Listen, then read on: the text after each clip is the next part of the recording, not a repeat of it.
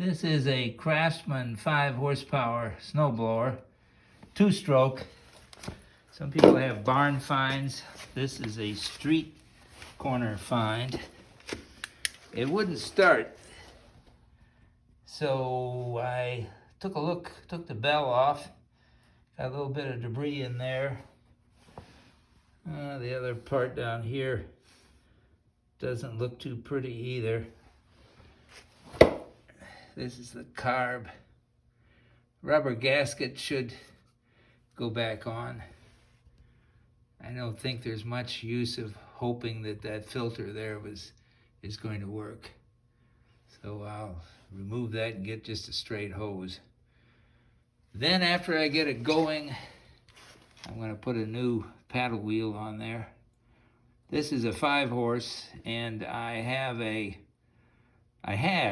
3.5 horse that has the same basic chassis. So I took the paddle wheel out of that and junked the rest of it in the summer. Now I'm going to put that on. The old one has the street salt here in Chicago, got to it, and it just fell apart, rusted out right in here. So that's it. Thanks for watching. Bye-bye.